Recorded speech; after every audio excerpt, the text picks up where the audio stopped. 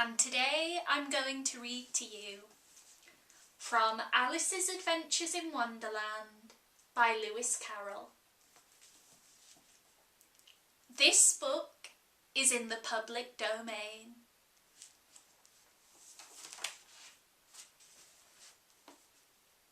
Chapter 8. The Queen's Croquet Ground. A large rose tree stood near the entrance of the garden.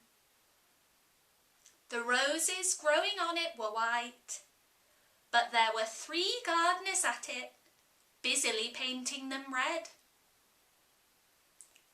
Alice thought this a very curious thing, and she went nearer to them, and just as she came up to them, she heard one of them say, "Oh, look out now, Five! Don't go splashing paint over me like that." "I couldn't help it," said Five in a sulky tone. "Seven jogged my elbow." To which 7 looked up and said, "Ah, that's right, Five. Always lay the blame on others." "You'd better not talk," said Five. "I heard the Queen say only yesterday you deserve to be beheaded." "What for?" said the one who'd spoken first. "That's none of your business too," said 7. "Yes, it is his business," said 5, "and I'll tell him. It was for bringing the cook tulip roots instead of onions." 7 flung down his brush and had just begun, "Well, of all of the unjust things," when his eye chanced to fall upon Alice as she stood watching them, and he checked himself suddenly. The others looked round also, and all of them bowed low. "Would you tell me, please," said Alice a little timidly, "why are you painting these roses?" 5 and 7 said nothing, but looked at 2. 2 began in a low voice, "Why, the fact is, you see, miss, this here ought to have been a red rose tree, and we put a white one in by mistake. And if the Queen were to find out, we should all have our heads cut off, you know. So, you see, miss, we're doing our best afore she comes to—" At this moment, 5, who had been anxiously looking around the garden, called out, "The Queen! The Queen!" And the 3 gardeners instantly threw themselves flat upon their faces. There was a sound of many footsteps, and Alice looked round, eager to see the Queen. First came 10 soldiers carrying clubs. These were all shaped like the 3 gardeners, oblong and flat, with their hands and feet at the corners. Next came 10 courtiers. These were ornamented all over with diamonds, and walked 2 by 2 as the soldiers did. After these came the royal children. There were 10 of them, and the little dears came jumping along merrily, hand in hand in couples. They were all ornamented with hearts. Next came the guests, mostly kings and queens, and among them Alice recognised the White Rabbit. It was talking in a hurried, nervous manner, smiling at everything that was said, and went by without noticing her. Then followed the Knave of Hearts, carrying the king's crown on a crimson velvet cushion.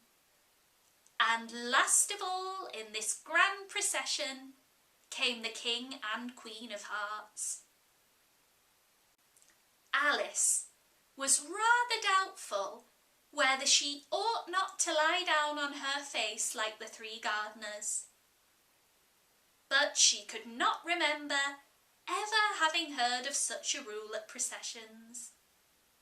And besides, what would be the use of a procession, she thought, if all the people had to lie down on their faces so they couldn't see it? So Alice stayed where she was and waited. When the procession came opposite Alice, they all stopped and looked at her. And the Queen said severely, "Who is this?" She said it to the Knave of Hearts, who only bowed and smiled in reply. "Oh, idiot!" said the Queen, tossing her head impatiently, and turning to Alice, she went on. "What's your name, child?" "My name is Alice, so please your Majesty," said Alice very politely. But she added to herself, "Why, they're only a pack of cards after all. I needn't be afraid of them." "And who are these?" said the Queen, pointing to the three gardeners who were lying round the rose tree. For you see, they were lying on their faces, and the pattern on their backs was the same as the rest of the pack. So she could not tell whether they were gardeners, or soldiers, or courtiers, or three of her own children. "How should I know?" said Alice, surprised at her own courage. "It's no business of mine." The Queen turned crimson with fury, and after glaring at her for a moment like a wild beast, she began screaming, "Off with her head! Off with—" "Oh, nonsense!" said Alice, very loudly and decidedly, and the Queen was silent.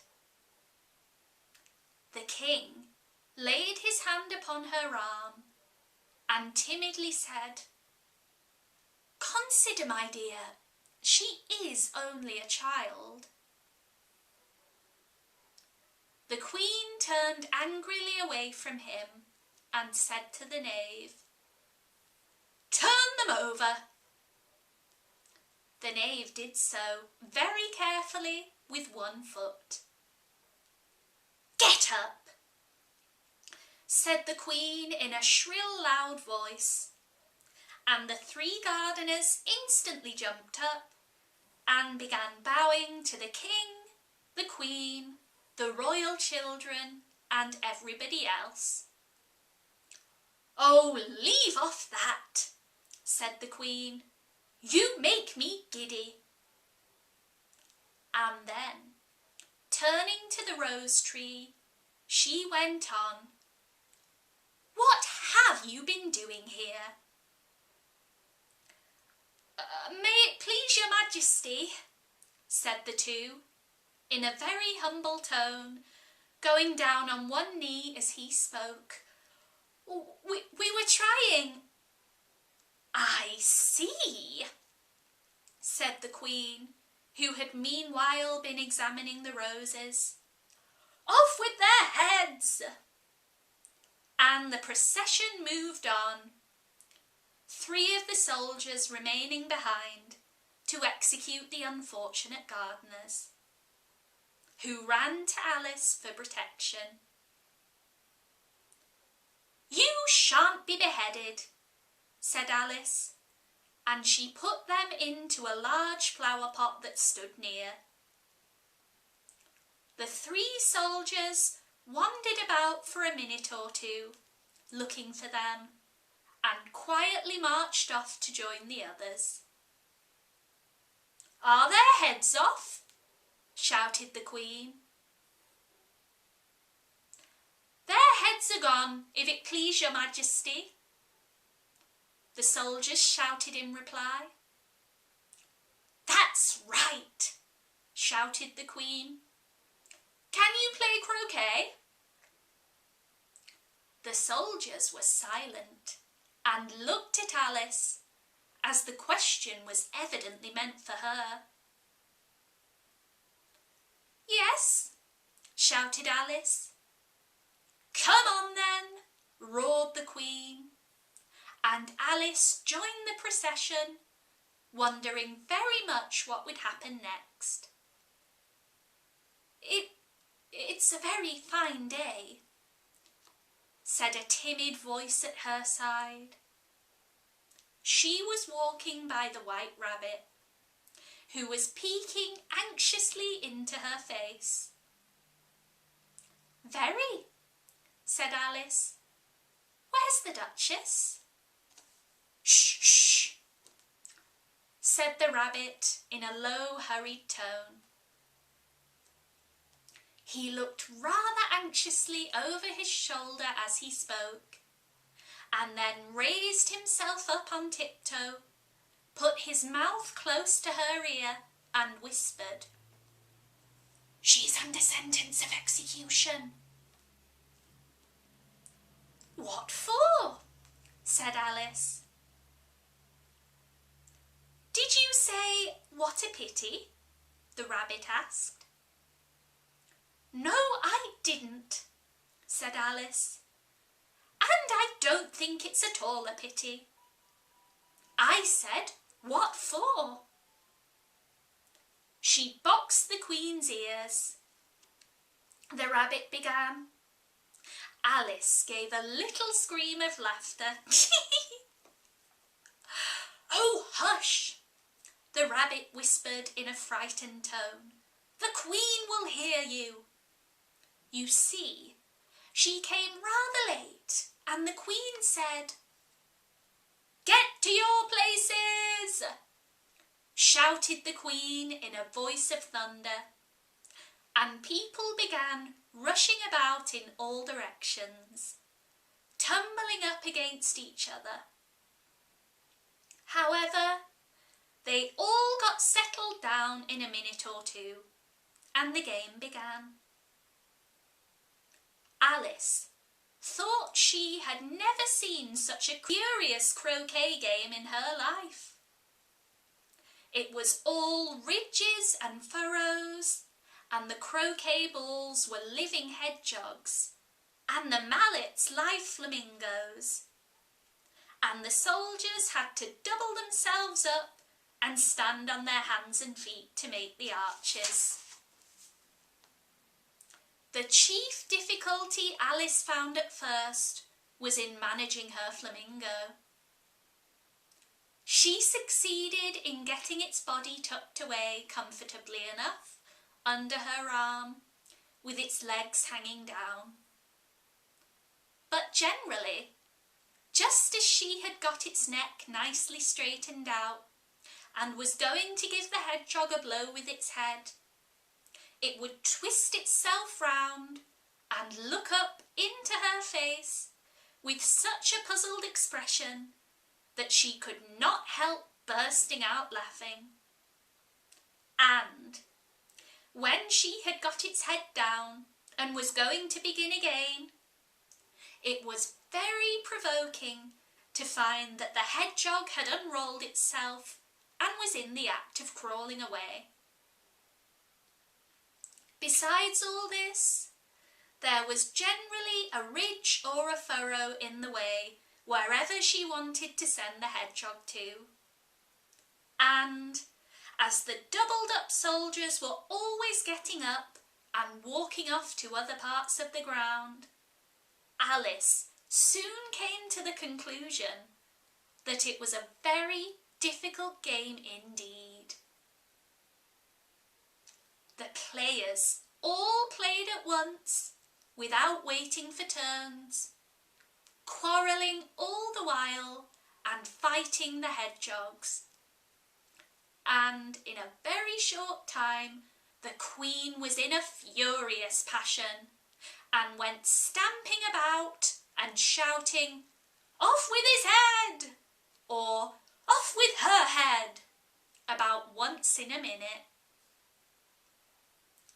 Alice began to feel very uneasy, to be sure. She had not as yet had any dispute with the Queen, but she knew that it might happen any minute. And then, thought she, what would become of me? They're dreadfully fond of beheading people here. The great wonder is that there's anyone left alive.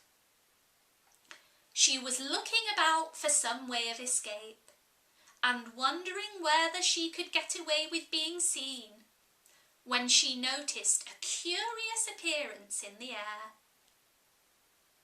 It puzzled her very much at first, but after watching it for a minute or two, she made it out to be a grin, and she said to herself, "Ah, it's the Cheshire Cat. Now I shall have somebody to talk to." "How are you getting on?" said the cat, as soon as there was mouth enough for it to speak with. Alice waited till the eyes appeared and then nodded. "It's no use speaking to it," she thought, "till its ears have come, or at least one of them." In another minute the whole head appeared, and then Alice put down her flamingo and began an account of the game, feeling very glad she had someone to listen to her. The cat seemed to think that there was enough of it now in sight, and no more of it appeared. "I don't think they play at all fairly," Alice began in a rather complaining tone. "And they all quarrel so dreadfully one can't hear oneself speak. And they don't seem to have any rules in particular. Oh, at least if there are, nobody attends to them. And you've got no idea how confusing it is, all the things being alive. For instance, there's an arch I've got to go through next, walking about at the other end of the ground, and I should have croqueted the Queen's hedgehog just now, only it ran away when it saw mine coming." "How do you like the Queen?" said the cat in a low voice. "Not at all," said Alice. "She's so extremely—" Just then she noticed that the Queen was close behind her listening. So she went on, "Likely to win, that it's hardly worthwhile finishing the game." The Queen smiled and passed on. "Who are you talking to?" said the King, coming up to Alice and looking at the cat's head with great curiosity. "A friend of mine, a Cheshire Cat," said Alice. "Allow me to introduce it." "I don't like the look of it at all," said the King. "However, it may kiss my hand if it likes." "I'd rather not," the cat remarked. "Don't be impertinent," said the King, "and don't look at me like that." He got behind Alice as he spoke. "A cat may look at a king," said Alice. "I've read that in a book, but I don't remember where." "Well, it must be removed," said the King very decidedly. And he called to the Queen, who was passing at that moment. "My dear, I wish you would have this cat removed." The Queen had only one way of settling all differences, great or small. "Off with his head," she said, without even looking around. "I'll fetch the executioner myself," said the King eagerly, and he hurried off. Alice thought she might as well go back and see how the game was going on, as she heard the Queen's voice in the distance, screaming with passion. She had already heard her sentence 3 of the players to be executed for having missed their turn, and she did not like the look of things at all, as the game was in such confusion that she never knew whether it was her turn or not. So she went off in search of her hedgehog. The hedgehog was engaged in a fight with another hedgehog, which seemed to Alice an excellent opportunity for croqueting one of them with the other. The only difficulty was, her flamingo was gone across the other side of the garden, where Alice could see it trying in a helpless sort of way to fly up into a tree. By the time she had caught the flamingo and brought it back, the fight was over, and both hedgehogs were out of sight. "But it doesn't matter much," thought Alice, "as the archers are all gone from that side of the ground." So she tucked it away under her arm, that it might not escape again, and went back to have a little more conversation with her friend. When she got back to the Cheshire Cat, she was surprised to find quite a large crowd collected round it, and there was a dispute going on between the executioner, the King and the Queen, who were all talking at once, while all the rest were quite silent and looked very uncomfortable.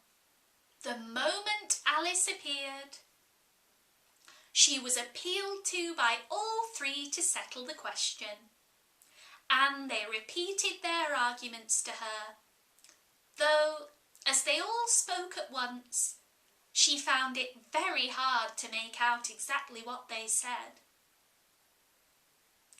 The executioner's argument was that you couldn't cut off a head unless there was a body to cut it off from, that he had never heard of such a thing before, and he wasn't going to begin doing it at his time of life. The King's argument was that anything that had a head could be beheaded, and that you weren't to talk nonsense. The Queen's argument was that if something wasn't done about it in less than no time, she'd have everybody executed all round. Alice could think of nothing else to say but, "It belongs to the Duchess, so you'd better ask her about it." "She's in prison," the Queen said to the executioner. "Fetch her here." And the executioner went off like an arrow. The cat's head began fading away the moment he was gone, and by the time he had come back with the Duchess, it had entirely disappeared. So the King and the executioner ran wildly up and down looking for it, while the rest of the party went back to the game. And that's the end of chapter 8. Thank you so much for watching. I hope you enjoyed. Chapter 9 will be up soon. And in the meantime, don't forget to head over to the Autism First YouTube channel for more storytime videos and lots of other fun things to do at home. See you guys soon!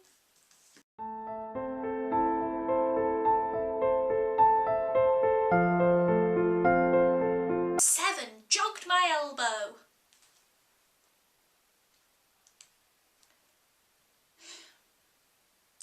Let's try that again. Alice stood where she was and waited.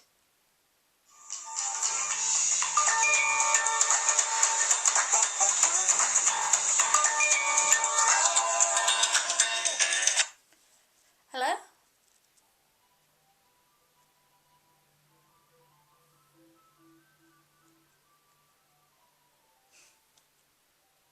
Just waiting for this ice cream van to stop.